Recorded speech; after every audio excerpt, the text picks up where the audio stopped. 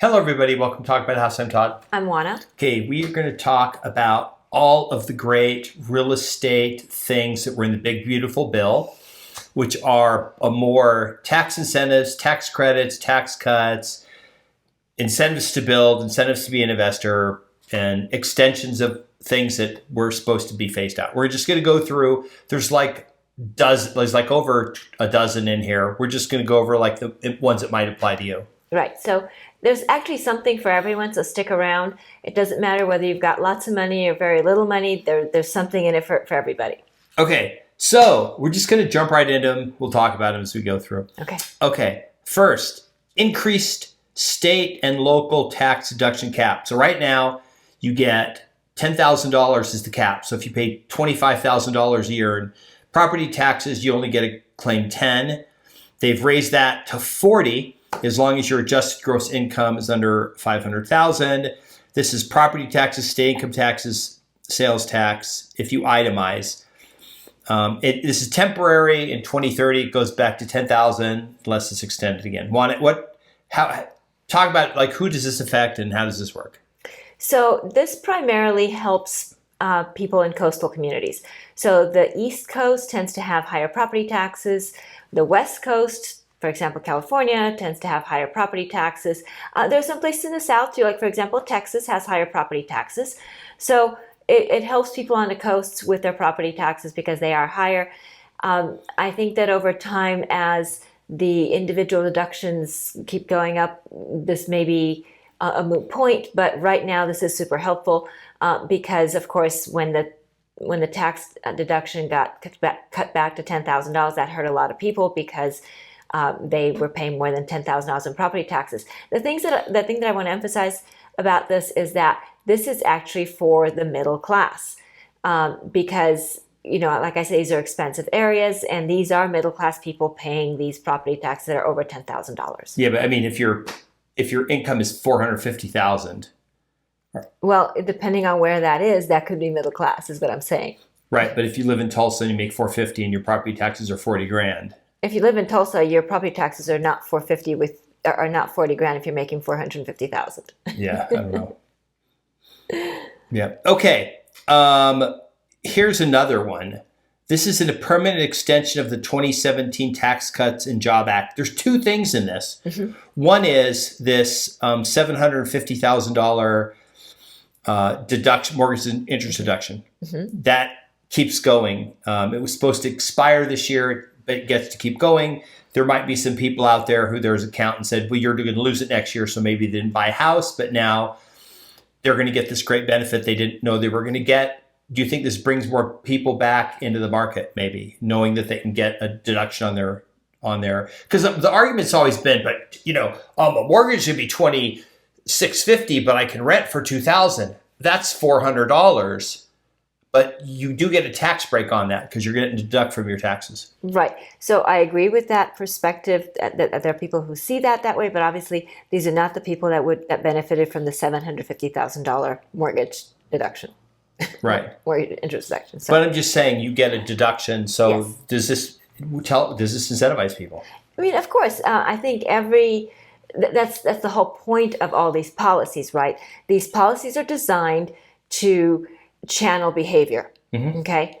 So the idea is that if we give you a tax incentive, you will do these things, which will in turn benefit the economy because there will be more economic activity. Now, how many people are going to buy a house strictly because of this?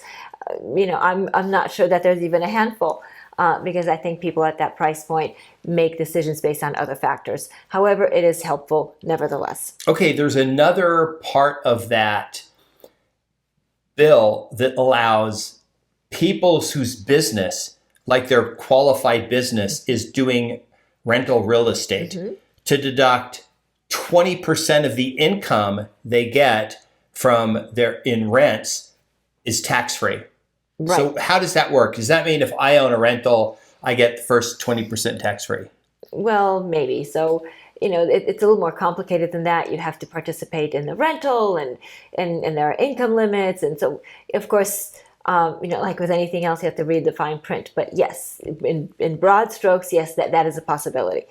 Talk to your tax person. It is more complicated than we have time to discuss. Okay, so it's basically what it requires is you have to work in the business full-time, 250 hours a year. There's a bunch of rules for it. That was one I wasn't really sure of, because most of like the people that we work with, they don't do anything. They just get sent a check every month. That's right. So I thought that was pretty interesting, that thing. Here's an interesting one. It has an unfun name, but it's actually really important. It's called the Permanent Expensing for Research and Development Equipment. It allows immediate full expensing, 100% bonus depreciation for equipment and R&D costs, including real estate-related investments like property improvements or equipment for rental properties. So you have a big year, maybe a lot of money is coming in on your rentals, and you have a unit you want to maybe rehab. Right. So this is really important, because it absolutely helps property owners improve their properties and maybe do some much needed renovations. So for example, maybe you're redoing your roof. Maybe you're doing something energy efficient, like maybe new windows, or maybe solar, or maybe you're putting in new appliances. Maybe you're doing a complete renovation. You're putting in all new flooring and all these other good things. So those are all great things.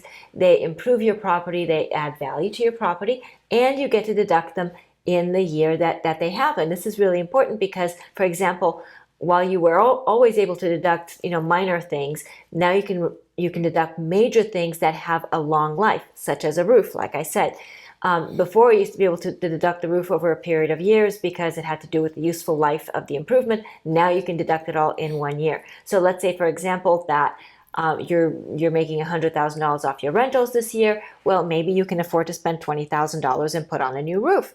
So because then you get to deduct that, and this makes a lot of sense. So it really is a good thing. Now, what that does, like I said before, not only are you improving your property, but you're causing commerce to happen in the economy. So you're employing roofers and you're employing other people, and it's a good thing for everybody. Okay, there's another significant benefit.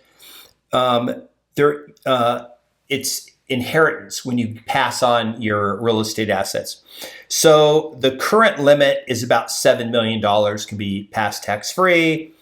That means if you say you have $15 million real estate portfolio, you want to pass that on to heirs, $8 million of that's going to be taxed, costing about $3.2 million in taxes, but because there's a 40% in estate tax, this basically raises the limit to $14,180,000, becomes exempt for transferring like real estate, things like that. Do you think that is more of an incentive? I mean, obviously in the future, Congress can change these things, but do you think that's an incentive for people to accumulate some stuff to pass on, or do you think they don't care about that?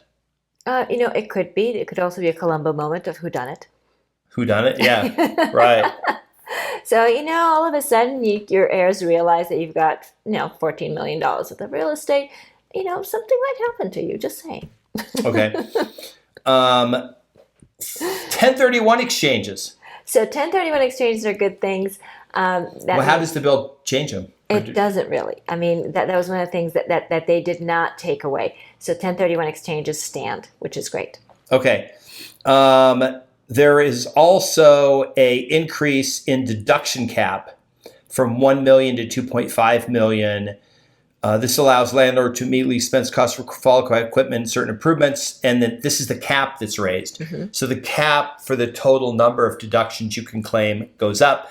What used to happen in the past is people would try to spread out improvements over time so they didn't exceed the cap any year. But now they can just sort of do them all in 1 year and get bigger deductions. Yes. Okay, here's another one. This is a partial tax exclusion for interest income from qualified real estate loans. It excludes 25% of interest income for real estate loans secured by farms, ranches, aquaculture facilities, leasehold mortgages received by FDIC-insured banks, while primarily for lenders, landlords with real estate-related lending activities, seller finance rentals may benefit indirectly. Can you talk about this a little bit? Yeah. How does this help? Okay, so this is actually awesome because I grew up in a time when we had Farm Aid and things like that. So farmers were our heroes, and to me, they still are. So this is a good thing. This is designed to help farmers, designed to help the people who feed us, who take care of us, and this is great because what happens is, so say for example, I'm financing a farm. I'm a lender and I'm financing your farm. That means that 25% of the interest I collect from you is tax exempt. So that just incentivizes me to loan you money because, let's face it, there are lots of times when farmers have a hard time getting loans, and farmers depend on loans year in and year out in order to be able to finance planting their crops and pulling in their harvest. So it's a really important program. Okay, the Opportunity Zone tax benefits makes permanent the Qualified Opportunity Zone, which offers tax deferrals on capital gains, invest in designated low-income communities, potential gain exclusions. It includes new designations for 2027 to 2023. How does this help? If you're wanting to build rental property, like build an apartment building in an opportunity zone. Right. So the idea again is to encourage behavior, right? It's to encourage developers to build in areas that need some additional help because they're not particularly profitable areas for them to build. So it just, by providing these tax incentives now, it becomes more profitable for builders to build in those areas. If you're a builder and for 20%, 30% more, you can build in an area where the rents are twice as much. You don't go to a low-income area where you can't get as much rent. You need some government incentive, tax benefit relief thing to go build there because financially there are better things you can do with your money. Right. The other thing is, of course, there's just higher risk and that. So there are a lot of other pieces too. But the point is that this incentivizes behavior from builders to go in areas that maybe otherwise they would have chosen not to participate in those areas. Not specifically like rental properties, but there are also some incentives if you want to build like a factory, like a warehouse for chip making or server farms or whatever. Talk about those just in general. Right. So there are a couple different things. One, there are tax incentives, like you said, for manufacturing. So whether it's that you're building a server farm or you're building manufacturer to build widgets or chips or whatever it is that you're building. So there are tax incentives for that. There are also tax incentives to turn commercial property into residential property. So we've talked about this a lot, especially over the last maybe couple years. I've been a huge proponent of this, saying that, hey, look, I know it's expensive to convert office space or warehouse space into residential space. However, if there's a need, there will be a financial reward for doing it. And the government has seen it fit to put their thumb on the scale and help some more by providing tax incentives to do that. Argument against this bill and all these tax breaks was that there'll be less tax money come in because people get more tax benefits, and then it'll cause like growth and all that stuff. But what I want to ask you about specifically is in real estate, we have always said that the more government incentivizes you to invest, own, hold real estate, it drives. Does this pile onto that? I mean, are these benefits not enough, or what's your take on this? So my general take on it is that for the most part, tax incentives of this sort create a lot of economic activity that generates more tax revenue than what is actually being given as a tax break. And it's harder to track, right? Because you're talking about employment, you're talking about purchasing goods and services, you're talking about all these different things. And because there's so many different pieces, it's really hard to aggregate all of them and say, okay, well, the tax incentive was this and the economic activity was this. It's really difficult to see that, except what you see it is economic growth. You see it in GDP. You see it in low unemployment rates. You see it in a lot of other ways. So even though it's harder to measure dollar for dollar, you see it in the broader economy by the economy flourishing. The economy tends to grow. That's what I'm saying. It doesn't necessarily need always government incentives. It doesn't.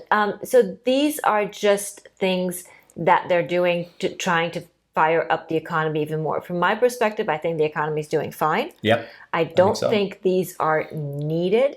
And the thing that I want to point out is that even though these are in this bill, the number of projects that will participate in these programs are actually relatively few. So I think that's a huge consideration. Sometimes it's just nice to know that these things are out there, and these are great talking points for the legislators to take home when they're trying to raise money or get reelected, saying, hey, I did all these things, versus the number of people that actually participate in them. So I think it's an interesting thing to consider, that just because the incentives are out there doesn't mean that they're utilized, but it does give bragging rights to the legislators. If you're trying to give capital gains exclusions to people who build in low-income areas, and those low-income areas historically have extremely low returns, you don't care about getting a capital gains exclusion because you're not expecting capital gains. Mm-hmm. You generally, your money is how much do I have to pay and how much do I get out in rents, and you're trying to optimize that. So sometimes I don't think that is going to, we've had these for 30 years, these economic zones, and states have done them, local communities have done them, the federal government's done them, and they haven't really done that much. I don't see those as being a big deal. Maybe some factory stuff or farm stuff maybe will help. Obviously, the individual stuff for people, being able to do 1031 exchanges, the inheritance one, raising that limit substantially. The other one that I thought was interesting was that, and the wording I thought was peculiar, that they're going to encourage appraisals for VA, FHA, and USDA loans to take into consideration environmentally friendly aspects of the property. So for example, like if you have solar or energy efficient windows or something like that. What does that even mean, encourage? How does encourage show up on an appraisal? So it's kind of interesting. That was kind of a nod to the environmental people, but what does it mean in the real world? I don't know that it means anything in the real world, but that's just one of those things that, again, it's about bragging rights for the legislators. I've never heard a person say, oh, I can't believe these windows are environmentally friendly, because if that's a big deal, then they'll just replace the windows after they buy the house. Well, windows are very expensive. That's why I picked on that. Right, but you can't change the floor. It's hard to change floor plans. You can't change the location. You can't change a part of town, things like that. So I don't know that those are. Well, I don't know how you can make that environmentally friendly. Low E windows are supposed to be energy efficient. Yeah, but they've been houses for the last 20 years have been built with those things. So. But our energy bills. Let's see. We all have energy efficient light bulbs, energy efficient appliances, energy efficient everything, and our power bill is higher than it's ever been. It's working. Yeah. All right. All right. Anything else? No, that was the last. There are a bunch of other things we didn't talk about, but these were just kind of the ones you might understand or say, oh, that affects me somehow. So we just wanted to bring it up. The best way that you can read about the bill, you can go into an AI and type in your questions. It'll go read the bill, and it'll pull out stuff and tell you about it. All right. Sounds good. Hope that was informative and you enjoyed it. Please remember to like the video, subscribe, hit the notification bell, share the video, leave us your real estate related questions below or comments. Leave us something in the comments about what you found in the big, beautiful bill that pertains to real estate and you found it interesting, helpful, or just puzzling as we do. And we'll see you on the next video. Bye. Bye.